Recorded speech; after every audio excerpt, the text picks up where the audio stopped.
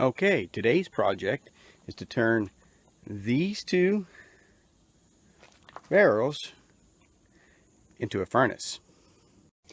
First thing you're going to want to do is clean out the inside of your barrels the best you can. You don't want any kind of material that is going to cause burn, going to have smoke and maybe quite distasteful. Now, I know what you're probably thinking is that you've probably seen this project before, and it's probably not all that new to you. However, we're going to do something a little different today, because what we're going to do is we're going to put this barrel inside this barrel. Now wait and see. Okay, not great, but pretty good, which will be fine because we're still going to burn this off. Now mind you that if you ever decide to build a barrel furnace of any sort, do not burn it in your house right off the bat. My dad, some years ago, decided that he was going to make himself a horizontal version and put it inside the house because it was a cold winter there in Indiana.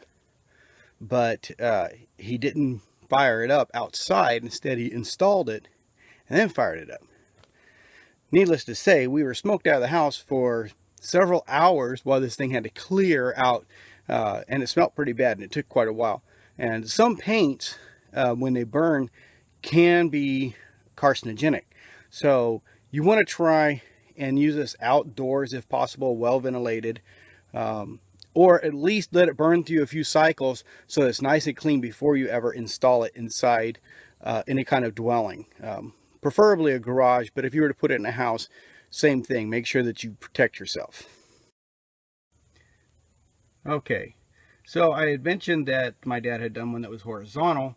I'm going to do mine vertical. Now this may look quite familiar to some people that have looked around the internet and seen possible uses for barrels.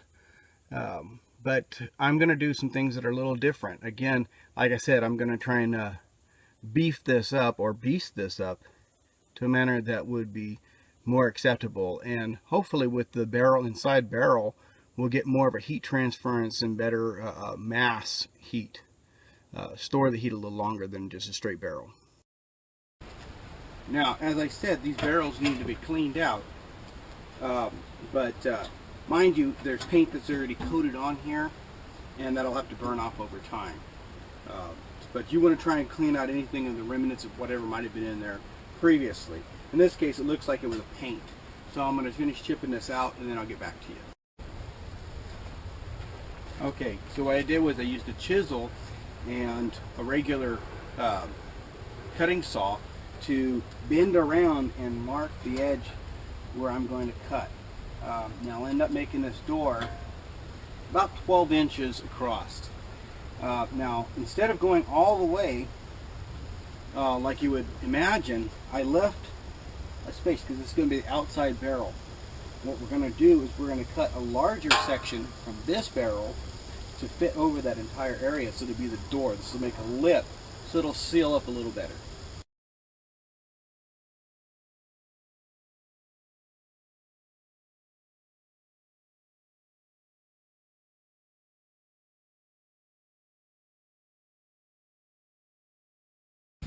Okay, so now we've cut out our door way, and I marked out the door. So again, I gave myself about a 1/4 inch seam allowance basically all the way around it so that it'll seal up, hopefully around this, a lot better.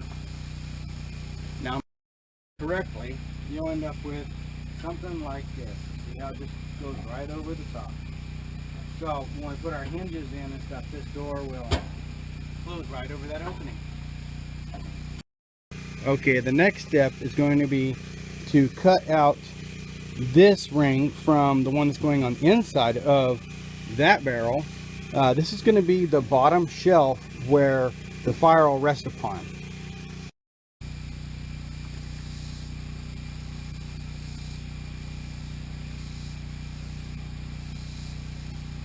Oh, and if you wonder about the wasp and hornet killer, I had a giant fly biting me on the back, so if it comes back around, I'm going to take care of that.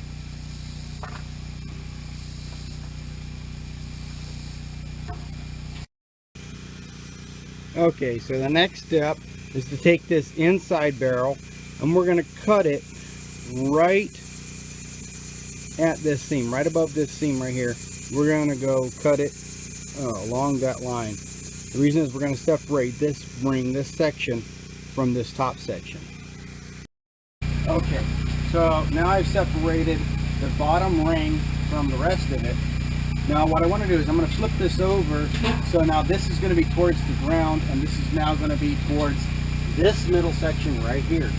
And what we're going to do is I'm going to go ahead and grind in a slot so I can put in a baffle.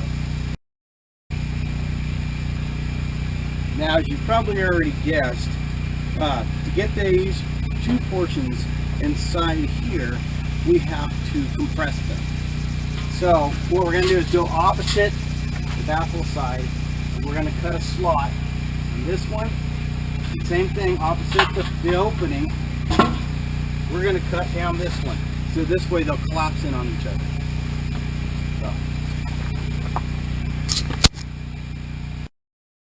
Now, to get these two pieces to actually fit inside each other, we're going to have to take off a little bit of the lip from both of them, from the tops and the bottom. That way they'll be able to collapse on top of each other. Okay, so now we have our two rings, our bottom, and then our outer shell. So now we're going to assemble this so we can fit it and cut in that bottom baffle. This way we'll know where we're going to go from here. After this, we're going to cut in the top hole for the exhaust, and then we're going to go to my secret weapon. Now, it took a little bit of brute force and a little bit of finagling, but you notice I got one barrel inside the other barrel with the openings lined up. There's a little bit of a gap on the inside, but that's quite all right. Well, I was talking about adding something special to this. What I plan on doing, right down in here, it's pretty tight, but there's still a little bit of a gap. So what I want to do is I made some mortar mix using mortar, some sand, and some wood ash, and I'm going to fill all of this gap in around each section as I fill it up. That way, hopefully it'll act more like a mass heater, in that it'll store some of the heat instead of dispersing it immediately. Right here, I tapped on the side to allow the mortar mix to settle in toward the bottom. That way we could make it even all the way through it.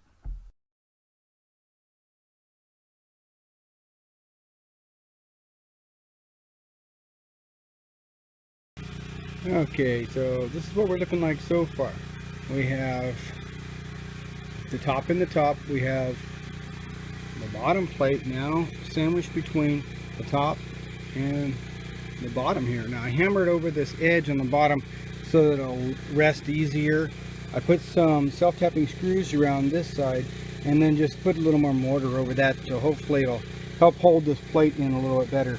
Once this all sets up, we'll turn it over, and then we will go ahead and put some more mortar and sand mix on the bottom plate just to thicken it up some. And also right around the opening on the sides, there's still some gap, and so once this all sets up, we'll turn on its side and fill those in.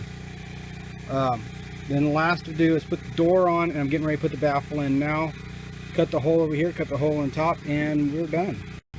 Okay, after a few final touches, you can see that here we go. This is what it looks like now.